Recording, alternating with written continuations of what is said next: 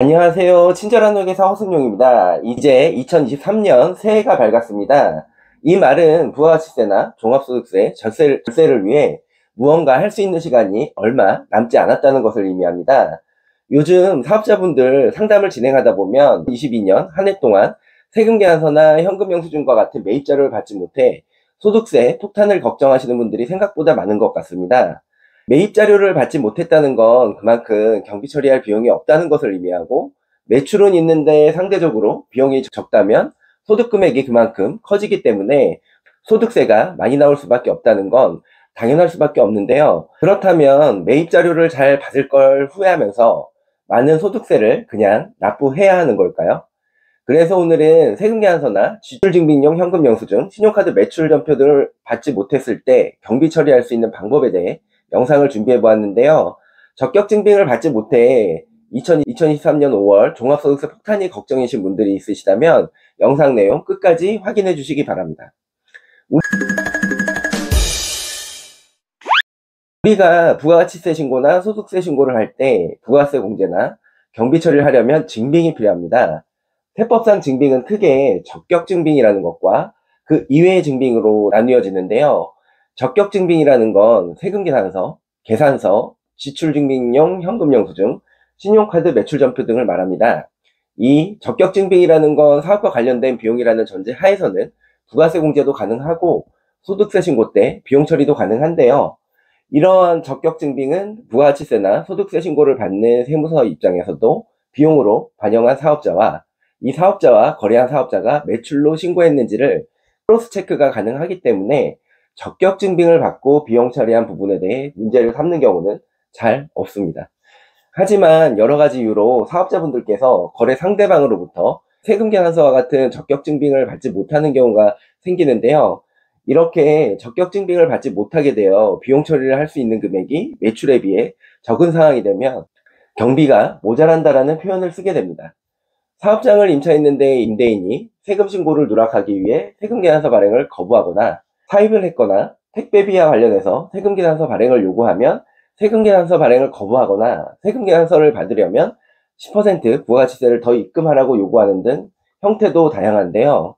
이런 상황이 발생하게 되면 증빙을 받아야 하는 사업자 입장에서는 당황스러울 수밖에 없습니다. 이런 경우에 사업자분들이 할 수 있는 것이 어떤 게 있을까요?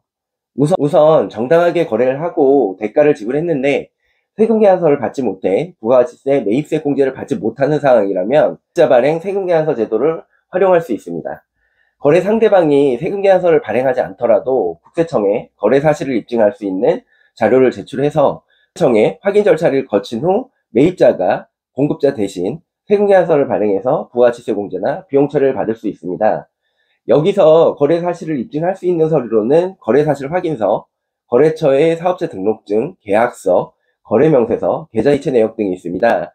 하지만 매입자 발행 세금 계산서는 아무 때나 신청할 수 있는 건 아닌데요. 해당 거래가 있는 과세기간 종료일로부터 6개월 이내에 신청해야 하고, 거래 금액이 10만원 이상인 거래에 대해서만 신청 가능하다는 점 참고해 주시기 바랍니다.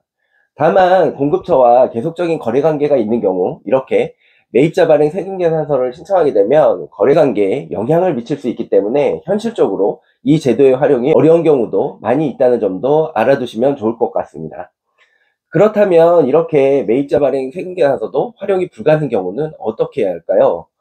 이런 경우에는 계약서, 간이영수증, 입금표, 계좌이체 내역 등이 있는 경우 비용 처리가 가능한데요.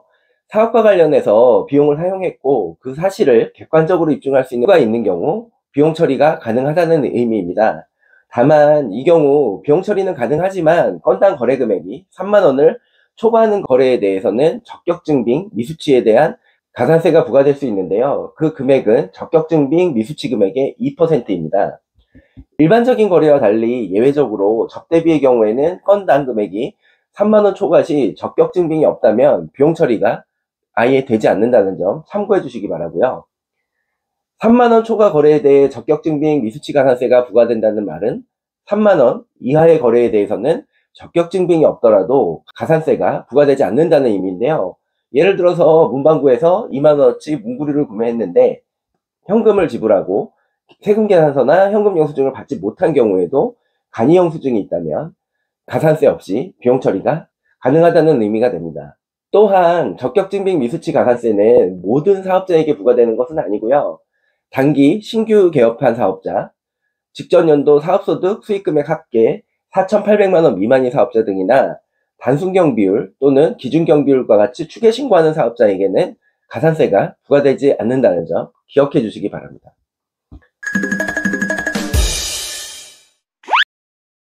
지금까지 세금계산서, 현금영수증, 신용카드 매출전표와 같은 적격증빙을 받지 못했을 때 비용 처리할 수 있는 방법에 대해서 설명을 드렸는데요. 혹시 적격증빙을 받지 못하셨다고 하더라도 또 영수증이나 계좌이체 내역 등을 잘 챙기셔서 조금이나마 세금을 아끼실 수 있으시길 바라면서 오늘의 영상 마치도록 하겠습니다. 이상 친절한 회계사 허승용이었습니다. 감사합니다.